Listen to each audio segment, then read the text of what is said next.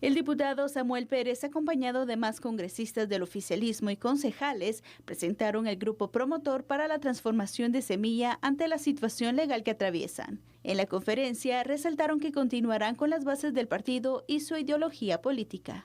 Hoy anunciamos el inicio de la construcción de un partido político que busca hacer la refundación del movimiento Semilla, sabiendo que esta es la ruta larga pero la correcta, donde no saltamos a otro partido ya existente a ocupar espacios individuales por ambición personal, sino a liberarnos de un obstáculo que nos intentan imponer.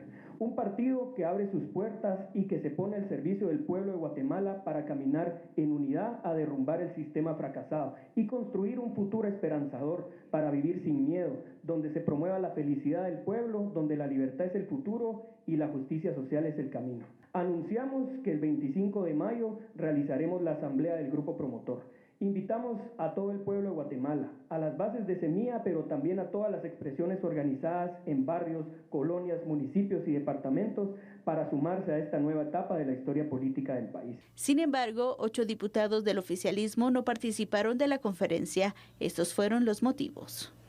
Semilla se caracteriza por sus estatutos, por los principios democráticos que nos han regido desde siempre. Los procesos de decisión han sido procesos en los cuales las bases han sido consultadas y se ha generado un espacio de discusión colectiva. Entonces nosotros estamos esperando a que ese espacio se dé para poder tomar una decisión, respetando evidentemente la institucionalidad, digamos, que existe dentro del movimiento. Los diputados que no participaron del lanzamiento del grupo promotor son Mirna Godoy, Duvalier Castañón, Raúl Barrera, Brenda Mejía, José Carlos Sanabria, Luis Ventura, Luz Alma Guerrero e Ivana Luján, quienes por medio de un comunicado también resaltaron que la continuidad de Semilla debe ser fruto de un proceso democrático, inclusivo y de mutuo acuerdo entre los integrantes. Muy bien, y estamos entonces en este espacio de análisis político. Tengo el gusto de darle la bienvenida, como todos los miércoles, a Max Santa Cruz. Gracias por acompañarnos. Bienvenido a tu casa. Muchas gracias, Corina, Fernando. Un verdadero gusto, teleaudiencia de La Medida. Un placer estar nuevamente un miércoles con ustedes. Max, nuevamente te saludo y de verdad un privilegio y un verdadero honor conversar contigo en este espacio.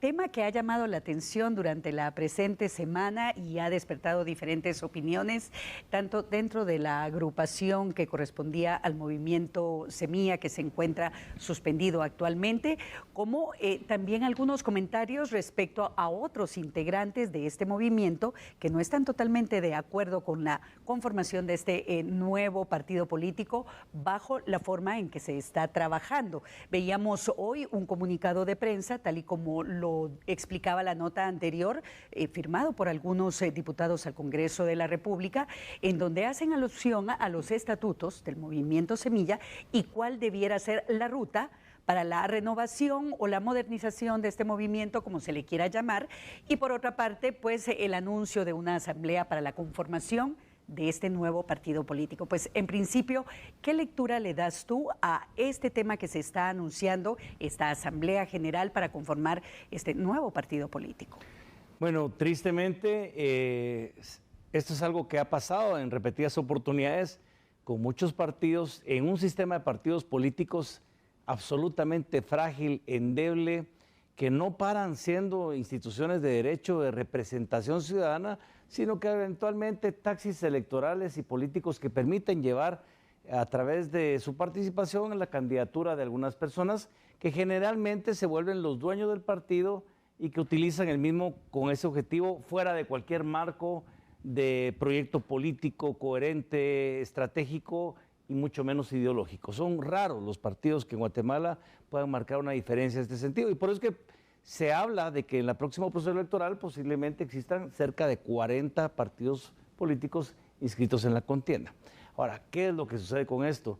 Hoy en día vemos una clara división, a pesar de que tratan de salvar el momento, entre 14 diputados que van a la facción de Samuel Pérez, que también representa un área, si ustedes quieren, de juventud o de mayor juventud o de mayor activismo político, Y hay otra área que es la que integran 9 diputados para complementar los 23 de un grupo tal vez más político y más cercano al presidente Arévalo en general.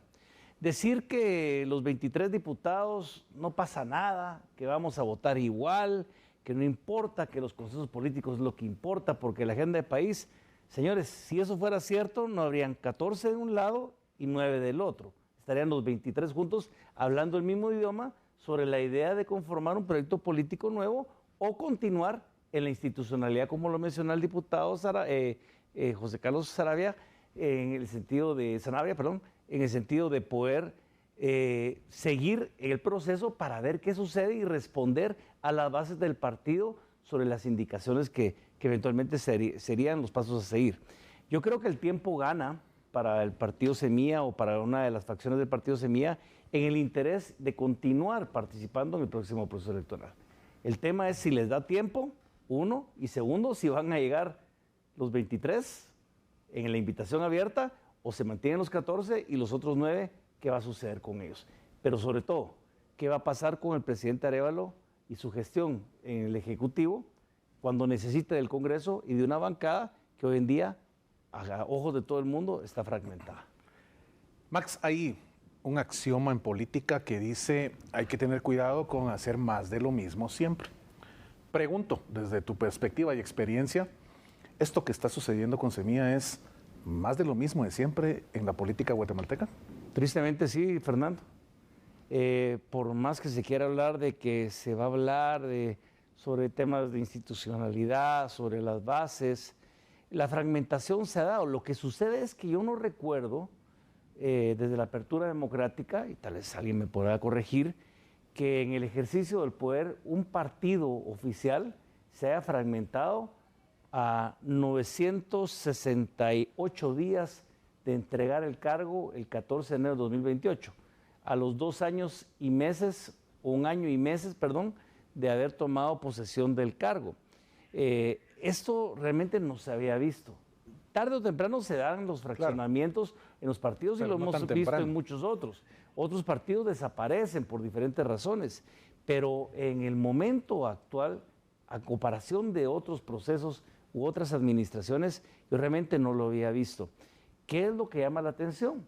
Que una de las propuestas que hizo cambiar la decisión del voto de los guatemaltecos en el proceso electoral pasado era pensar de que el movimiento Semilla representaba una propuesta diferente, no solo en el contenido de lo que hablaban sobre lo que se iba a hacer, sino que en la conformación y en la unidad de un partido político que a mi criterio había sido preparado más para un proceso de mediano y largo plazo, que involucraba tal vez una participación en 8 años y que los agarró el tiempo y la decisión ciudadana a través del voto popular con los dedos entre la puerta para poder ejercer gobierno en un plazo muy inmediato del cual no estaban preparados y que creo que no dio oportunidad de alguna forma para que el proyecto en sí pudiera madurar debidamente. Algo importante que tú comentabas, Max, y que creo que no debemos perder de vista y hacer énfasis es qué pasa con el presidente de la República y ese apoyo que se requiere desde el Congreso de la República de una bancada que, si bien es cierto no era una de las más fuertes, pues estaba conformada con un equipo completo y que ahora aparentemente pues está dividido. ¿Qué lectura le das a ese espacio y qué podría pasar en los próximos años cuando vemos que el presidente necesita pues más apoyo para implementar los proyectos que tienen planificados? Vean, un tema que es interesante a partir de tu pregunta es quién de alguna forma representará esa jefatura de bancada. ¿Será Samuel Pérez en el grupo de los 14 o será, por ejemplo, José Carlos Sanabria en el grupo de los 9? ¿A quién el presidente dirigirá eventualmente la necesaria gestión sobre un tema que le interesa al Ejecutivo? ¿Cómo se organizarán y se pondrán de acuerdo de cara al proceso de elección de magistrados del Tribunal Supremo Electoral, de Corte de Constitucionalidad, claro, de Fiscal General para el próximo año, Contralor? ¿Cómo negociarán si lo hacen 14 o lo hacen 9 o lo hacen los 23? ¿Cómo se presentarán esas negociaciones?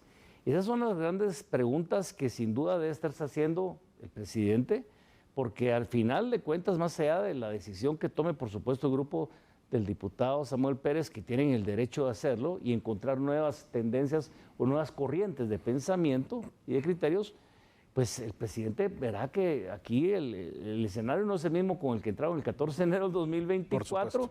Hoy en día tiene uno distinto y tendrá que él esforzarse para que alguien cercano entre ese grupo de 9 pueda ser esa voz cantante dentro del Congreso que permita al presidente seguir teniendo algún tipo de gestión o de operación política en el legislativo. Ese creo que es el gran desafío y veremos qué pasa en los próximos meses, pero yo sí no veo que esto en las secciones de unos y de otros vuelva nuevamente a pegarse, creo ni con saliva, la posibilidad de volverse a reunir como un grupo homogéneo de 23 diputados integrando una bancada en el Congreso.